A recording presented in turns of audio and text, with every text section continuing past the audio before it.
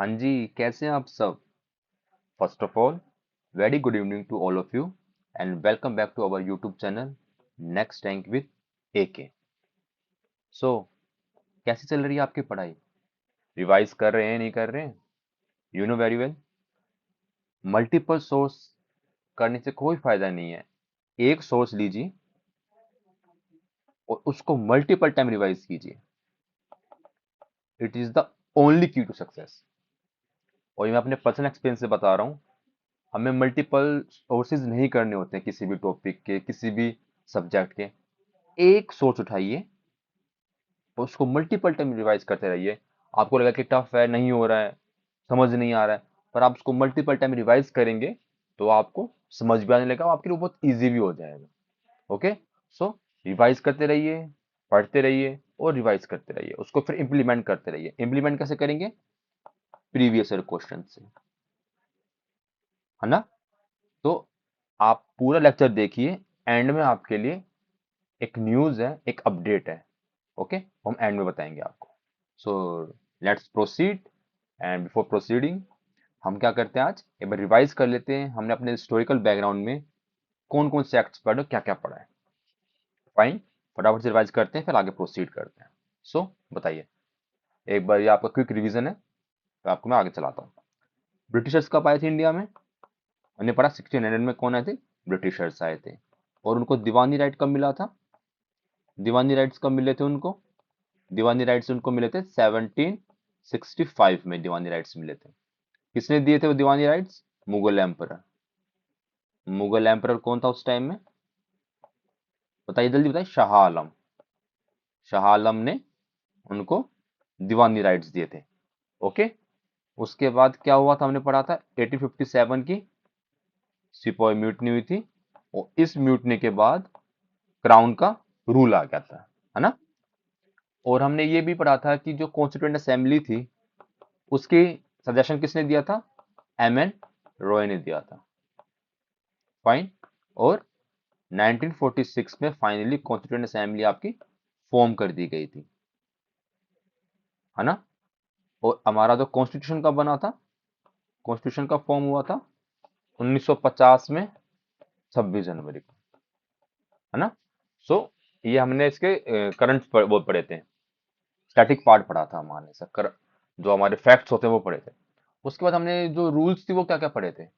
We are done with 5 rules, और you can say 5 acts. So company rules से हमको पता है, कंपनी रूल्स कौन से थे? 1773 से लेके 1858 तक क्या था? कंपनी रूल था।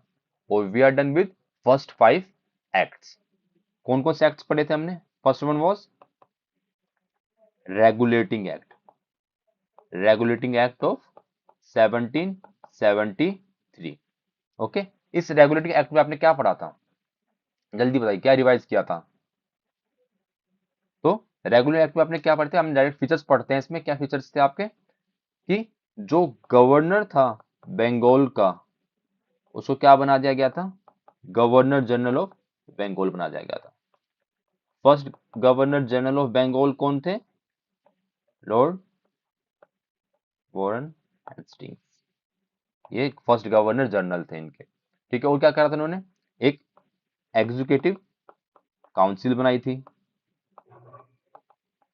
4 मेंबर्स की, राइट? और क्या करा था?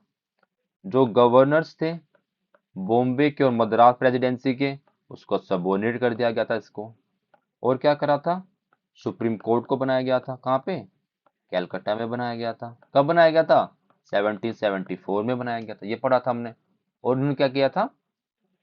No private trade and bribe should be taken. ठीक है, ये क्या? उसके बाद कौन सा एक्ट आता है? We did second act, it was amending act of 1781। Okay, so इस एक्ट में क्या किया था? सबसे पहले इस एक्ट को क्या बोलते थे? इसको बोलते थे एक्ट ऑफ सेटलमेंट। क्या बोलते थे इस एक्ट को? Act of settlements. फिर और क्या पॉइंट था हमारा? इन्होंने क्या एग्जाम कर दिया था? इसको एग्जाम कर दिया था गवर्नर जनरल एंड उसकी काउंसिल को सुप्रीम कोर्ट के जुरिस्डिक्शन से एग्जाम कर जाता। और किसको एग्जाम किया था इन्होंने? जो सर्वेंट्स थे ईस्ट इंडिया कंपनी के, उनको भी एग्जाम कर जाता। और जल्दी से क्या एग्जाम किया था? जो भी रिवेन्यू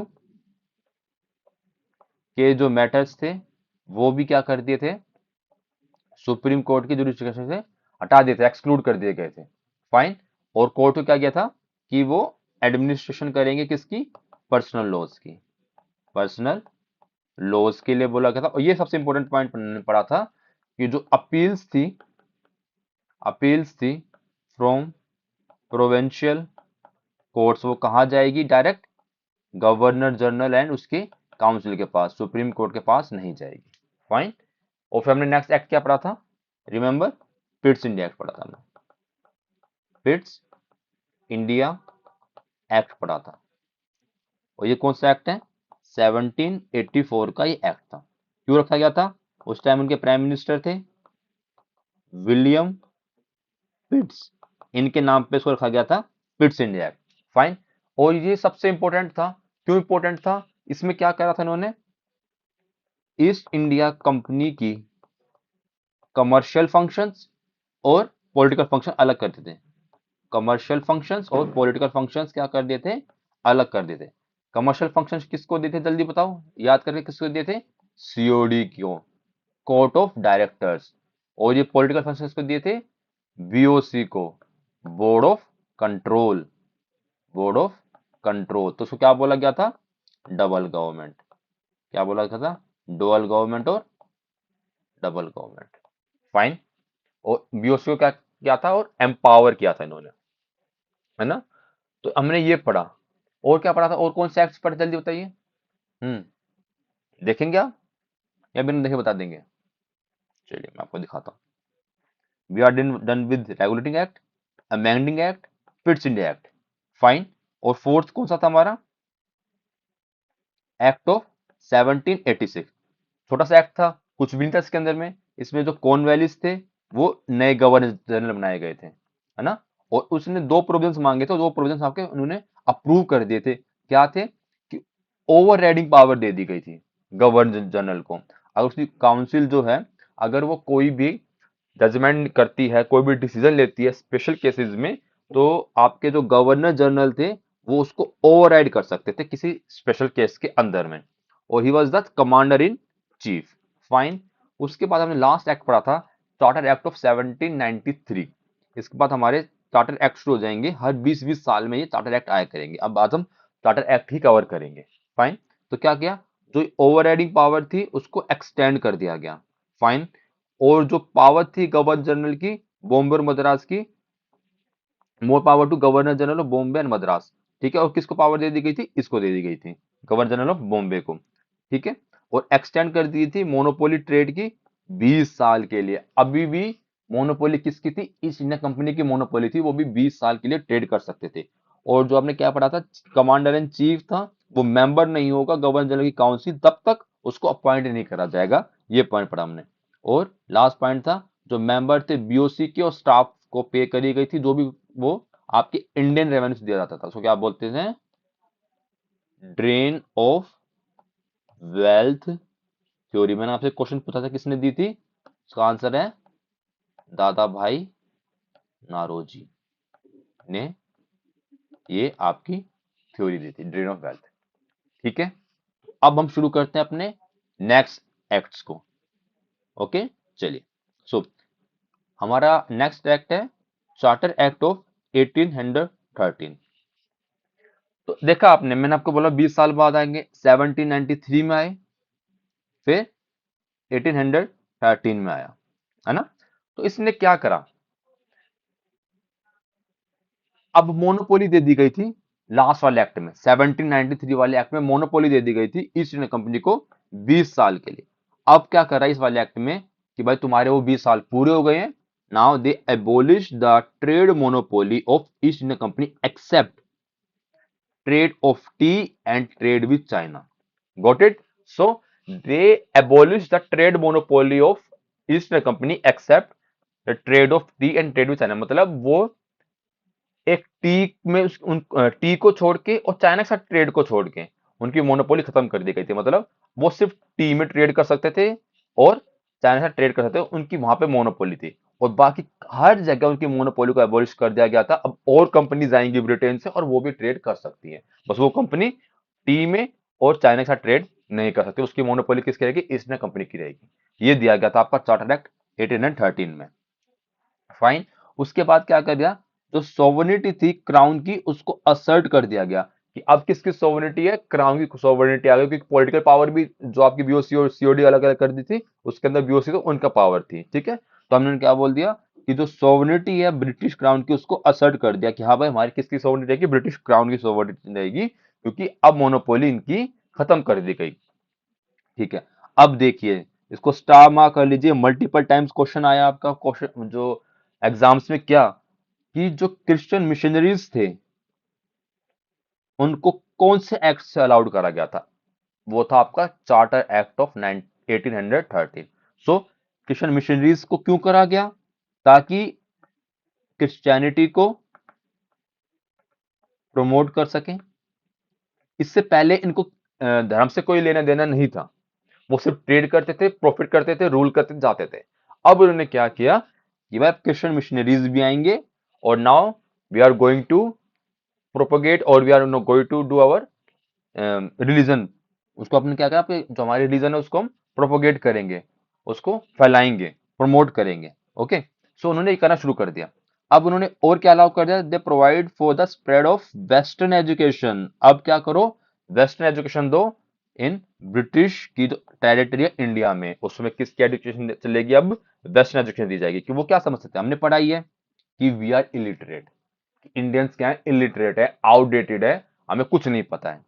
तो उनको क्या बोला था कि ये कहते हैं ना, एक आपका व्हाइट मैन बर्डन्स की थ्योरी होती है, और ये क्या बोलते हैं कि हम आए हैं ना इंडिया में, तो तभी तुम क्या हो पाए हो? एजुकेटेड हो पाए हो, तभी तुम डेवलप हो पाए, नहीं तो अगर हम नहीं आते तो तुम वही आउटडेटेड ही रहते। ठीक है, तो उन्होंने क्या करा कि प्रोवाइड करा कि स्प्रेड करना आपको क्या? वेस्टर्न एजुकेशन, आपकी जो टेरिटरी है इंडिया में उसके लिए। फाइन। और उन्होंने क्या किया, जो लोकल गवर्नमेंट्स थी, जो लोकल गवर्नमेंट्स थी, उनको ऑथराइज कर दिया गया कि they can impose taxes and punish for not paying. So धीरे धीरे वो डिसेंट्रलाइजेशन भी कर रहे हैं और अपनी सोवरेनिटी भी एस्टेब्लिश कर रहे हैं, है ना। तो अब इन्होंने क्या कर दिया कि जो लोकल गवर्नमेंट्स थी, जो लोकल गवर्नमेंट्स थी उनको पावर दे दी कि दे कैन इम्पोज टैक्सेस, और दे, और जो को टैक्सेस को नहीं पे करेगा उसको दे पनिश भी कर सकते हैं। सोचिए, 1765 में क्या मिला? दीवानी राइट्स मिला, खुद उनको टैक्स लेने का वो मिला, राइट मिला। लेकिन अब इतने पावरफुल हो गए हैं 1813 तक कि अब वो खुद राइट दे रहे हैं कि भाई तुम ना टैक्स इंपोज कर सकते हो और पनिश कर सकते हो। तो कितना टाइम ये चेंज हो गया। So we are done with this act. तो हमने क्या पढ़ा इस एक्ट के अंदर कि जो मोनोपोली थी ईस्ट इंडिया कंपनी की, उसको क्या कर दिया गया? एंड कर दिया गया, except tea and trade with China, and they asserted the sovereignty of British crown, and they allowed Christian missionaries, and provided the spread of the western education, and जो आपकी लोकल अथॉरिटीज थी उसको authorise कर दिया for the imposing tax and punishing for not paying. Fine. So we are done with आपका charter act of 1813। तो अब आएगा फिर दोबारा 20 साल बाद, देखिए ये आया 20 साल बाद। इसको क्या बोलते हैं? चार्टर एक्ट ऑफ 1833, है ना। ये भी बहुत इंपॉर्टेंट है और उसको ये ध्यान रखना है, ये फाइनल स्टेप है टुवर्ड सेंट्रलाइजेशन। क्या है? फाइनल स्टेप टुवर्ड सेंट्रलाइजेशन, है ना। क्यों? इसके बाद आपका चार्टर एक्ट 1853 वाला आएगा, इसके बाद तो आपकी स्पाई म्यूटिनी हो ही जाएगी। स्पाई म्यूटिनी हो जाएगी तो अब वो थोड़ा थोड़ा अच्छा रूल करना शुरू कर देंगे दिखाने के लिए, है ना। इसको, ये वाला एक्ट तो आप डबल स्टार मार्क कर लीजिए, बेशक इसको बहुत ध्यान से समझना है। फाइन।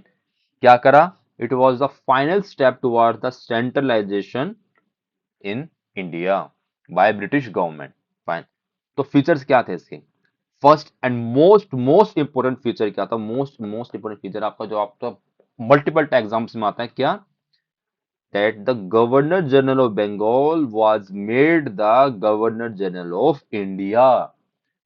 पहले वो गवर्नर था बंगाल का, अब फिर क्या बनाया? गवर्नर जनरल बनाया गया बंगाल का, अब इसको बनाया गया governor general of India.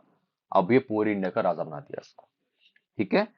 Wasted him all civil and military powers. अब इसके पास सारी सिविल एंड मिलिट्री पावर्स दे दी गई एक इंसान के अंदर। वो कौन था? Governor general of India. और फर्स्ट गवर्नर जनरल कौन था जिसको अथॉरिटी दी गई कि over the entire British possession? और वो कौन था? Lord William Bentinck. Lord William Bentinck. ठीक है। अब इसको याद करने का तरीका बताऊं मैं आपको कैसे कर सकते हैं। अब मान लो, आप ये सोचो कि मान लो कि जो इंडिया है उसमें कुछ ऐसे लोग हैं जो क्या कर रहे हैं? ब्रिटिशर्स की नहीं मान रहे हैं। ब्रिटिशर्स की नहीं मान रहे हैं। तो उन्होंने क्या करा?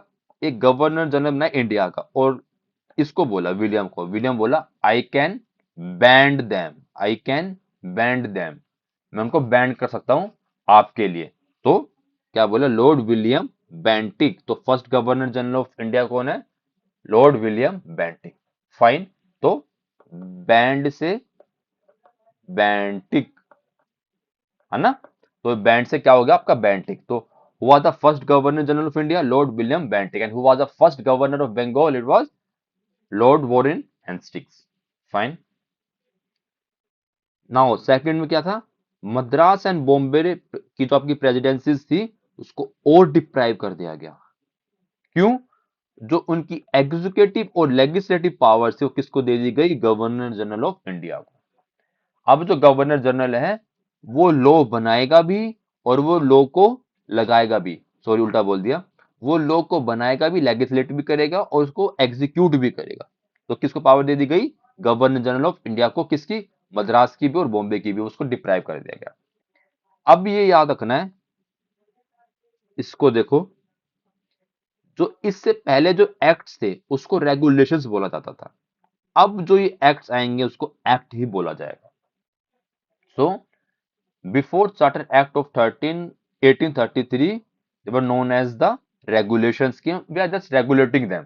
ओके। अब क्या कर दिया उन्होंने कि अब एक्ट्स बना दिया, और एक्ट्स जो क्या है वो प्रोविजन उसके हार्ड एंड फास्ट होते हैं, उनको माना जाता है। तो उन्होंने एक्ट्स बना दिया। ठीक है। अब देखिए election, oh I am so sorry, East India Company is no more a commercial body. अब वो कमर्शियल बॉडी रही नहीं। आई ट्रेड करने की थी, कॉमर्स करने के लिए, लेकिन अब वो कमर्शियल बॉडी रही नहीं। अब वो क्या हो गई? Just an administrative body. और किसका एडमिनिस्ट्रेशन चलाएगी वो? ब्रिटिश क्राउन का। ओके। और वहां पे कौन है आपका ऊपर? Governor general of India. ये है। फाइन। तो हमने सबसे इंपॉर्टेंट चीज क्या देखी इसमें? Governor general of Bengal, governor general of India बनाया गया। फर्स्ट गवर्नर जनरल थे लॉर्ड विलियम बेंटिक। उनको एंटायर अथॉरिटी दे दी गई ब्रिटिश पोजेशन की। और जो मद्रास और जो बॉम्बे की जो प्रेसिडेंसी उसको डिप्राइव कर दिया गया। इससे पहले को रेगुलेशंस बोलते थे, इसके बाद वाले को एक्ट्स बोलते हैं। और इलेक्शन कमीशन क्या है? आपकी कमर्शियल बॉडी नहीं रहेगी अब सबसे इंपॉर्टेंट एक और, ये फर्स्ट अटेम्प्ट था to open CSC, civil service exams for Indians also. उसको बोलते थे system of open competition, but failed opposition of COD, court of directors. इन्होंने अपोजिशन किया और वो फेल हो गया। लेकिन अगर आप कभी भी क्वेश्चन आए, when British India attempted for the system of open competition, तो किसका आपको आएगा? ये चौबीस एक्ट, चार्टर एक्ट ऑफ 1833। हालांकि वो फेल हो गया है, बट स्टिल दे, ये आपका फर्स्ट अटेम्प्ट था कि ओपन करने के लिए सिविल सर्विस एग्जाम्स। किसके लिए? इंडियंस के लिए। किसके through? System of open competition. Fine. So ये आपका मोस्ट इंपोर्टेंट, हमने एक्ट को पढ़ लिया है। Now next act, charter act of 1853। वो आया था 1833, और ये आया है चार्टर एक्ट ऑफ 1853, है ना? ये चार्टर एक्ट्स की लास्ट सीरीज थी, इसके बाद कोई चार्टर एक्ट नहीं आएगा। इसके क्या फीचर्स थे? जो आपका चार्टर एक्ट था 1833 में, उसने सारी पावर दी थी आपकी गवर्नर जनरल ऑफ इंडिया को, चाहे वो एग्जीक्यूटिव हो, लेजिस्लेटिव हो। और जो आपका 53 वाला आया है, फर्स्ट टाइम इसने क्या करा? ये दोनों पावर्स को सेपरेट कर दिया, इन दोनों फंक्शंस को सेपरेट कर दिया, है ना? पहले 1833 में क्या करा कि एक इंसान है, इसी के पास क्या है? दोनों पावर है। वो लेजिस्लेचर भी बनाएगा और उसको एग्जीक्यूट भी वही करेगा। अब क्या करा गया 20 साल बाद, इन दोनों को क्या कर दी, पावर्स को, फंक्शंस को सेपरेट कर दिया। दे क्रिएट सेपरेट बॉडी, जिसको क्या बोलते थे, Indian central legislative council. Indian central legislative council वो क्या थी, मिनी पार्लियामेंट। सो लेजिस्लेचर के लिए क्या बना गया, उन्होंने क्या बनाया, इंडियन सेंट्रल लेजिस्लेटिव काउंसिल, कि भाई ये अलग बॉडी बनाई गई है। It was like a parliament, जैसा हमारे यहाँ पार्लियामेंट है, उसका पहला रूप बनाया गया उन्होंने वहां पे, कि अब जो रूल्स बनेंगे, लॉज बनेंगे, वो यहां बना करेंगे, खाली एक इंसान नहीं बनाएगा। और एडिट, पहले कितने मेंबर्स थे, 4 मेंबर्स थे, अब एडिट 6 न्यू मेंबर्स, 6 नए मेंबर्स जोड़ दिए legislative councils to the council. जो काउंसिल बनाई गई उसमें 6 मेंबर और जोड़ दिए गए उसके अंदर में। फाइन। तो क्या हो गया, ये लेजिस्लेटिव बॉडी बन गई, ये एग्जीक्यूटिव बॉडी बन गई। समझ में आया क्या बताया गया है, कि जो आपका चार्टर एक्ट था 1833 वाला, उसने पूरी पावर दे दी गई थी एक इंसान को, एग्जीक्यूटिव और लेजिस्लेटिव की। लेकिन इस एक्ट ने क्या करा कि इसको सेपरेट करा गया, लेजिस्लेटिव बॉडी बनाई, एक एग्जीक्यूटिव बॉडी बनाई। इसमें 6 मेंबर जोड़ते, इसको अच्छी आपकी काउंसिल्स की बॉडी बनाई, और ये क्या बनाई, इंडियन सेंट्रल लेजिस्लेटिव काउंसिल, ये मिनी पार्लियामेंट। ओके। और क्या किया इसने सेकंड पॉइंट में, अलाउड लोकल रिप्रेजेंटेशन, कि जो लोकल रिप्रेजेंटेशन है वो आ सकती है किसमें, इंडियन सेंट्रल लेजिस्लेटिव काउंसिल में, है ना। जो पार्लियामेंट थी उसमें क्या बोला गया, कि लोकल रिप्रेजेंटेशन आ सकती है, out of 6, 4 appointed by local provincial, आपका जो गवर्नर थे मद्रास के, बॉम्बे के, बंगाल के और आगरा के। ठीक है। जो ये आपकी मान लो ये क्या हो गई, आपकी सीओएम होगी ना, काउंसिल ऑफ मिनिस्टर्स हो गई है। ठीक है, लेजिस्लेचर वही होता है हमारा, जो वही लेजिस्लेटर बनाते हैं। तो जो आपका जो आपकी लेजिस्लेटिव काउंसिल थी, जो मेंबर बैठते थे इस काउंसिल के अंदर, उसमें से इन्होंने क्या बोला, कि जो 6 मेंबर होंगे उनमें से 4 मेंबर कहां से करेंगे अपॉइंट, वो लोकल प्रोविंशियल गवर्नमेंट से करेंगे, वो मद्रास की, बॉम्बे की, बंगाल और आगरा की। इन 4 प्रोविंसेस से 6 में से 4 लोग आ सकते हैं। फाइन। अब इन्होंने फाइनली ओपन कर दिया, जो आपका ओपन कंपटीशन था उसको इंट्रोड्यूस कर दिया सिविल सर्वेंट्स के लिए। ठीक है। लेकिन जो क्या था इसमें कर दिया, जो आपका कोविडेंट सिविल सर्विसेज थी जो हायर वाली थी, वो भी किसके लिए ओपन कर दी इन्होंने, इंडियंस के लिए, है ना।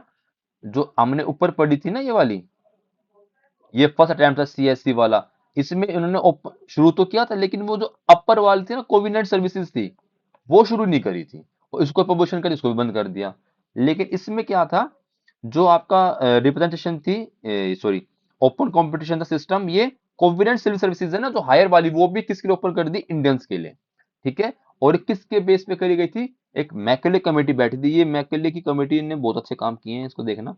मैकेले कमेटी बैठी, इसका नाम था committee on Indian civil services, 1854 में। इसकी रिकमेंडेशंस पे इसको अलाउ कर दिया गया, इसकी रिकमेंडेशंस पे इसको अलाउ कर दिया गया। तो अगर आपके पास कभी क्वेश्चन आता है कि किस कमेटी के under, under which committee open competition system was introduced in India, और you can say covenanted civil services was open for Indians, तो कौन सी कमेटी आएगी, मैकले कमेटी आएगी।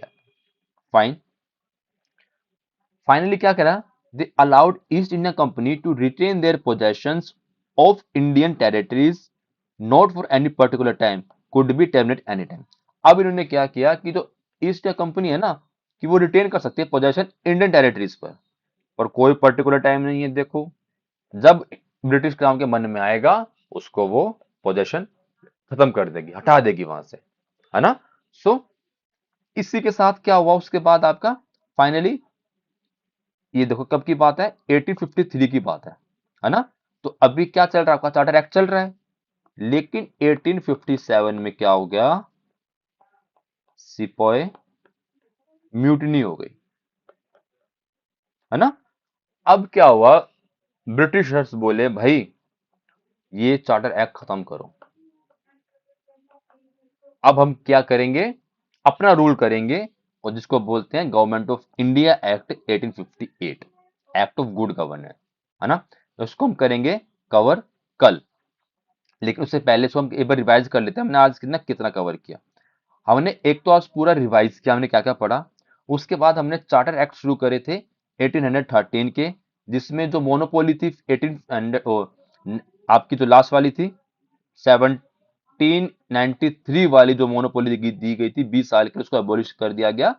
ट्रेड और जो टी था और ट्रेड विद चाइना को छोड़ के सोवरेनिटी कर दी गई ब्रिटिश क्राउन की, they and allowed the Christian missionaries and they provided for the spread of western education for the Britishers for the territories in India, and they also authorized local government to impose taxes and punish them for not paying. Then after that we did Charter Act of 1833, and it was the final steps toward the centralization. And the future was they made the governor of Bengal as the Governor General of India, and they vested him all the civil and military power. And it was the first Governor General of India was the Lord William Bentinck, and they deprived the Madras and Bombay presidencies because both the executive and legislative powers were made under the Governor General of India. And the acts previous to this act was known as the regulation, and after this law is known as the act. And that East India Company was no more a commercial body, it was just an administrative body. And it was the first attempt to open the civil service exams for the Indian also under the system of open competition, but it was failed due to the position of court of directors. And after that we did Charter Act of 1853. Okay, it was the last series of Charter Act.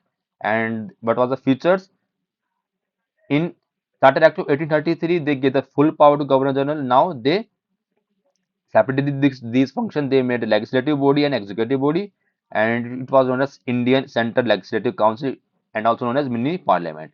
And they allowed local representation in Indian Central Legislative Council. Out of 6, 4 appointed from the local provinces, and government of Madras, Bombay, Bengal, and Agra.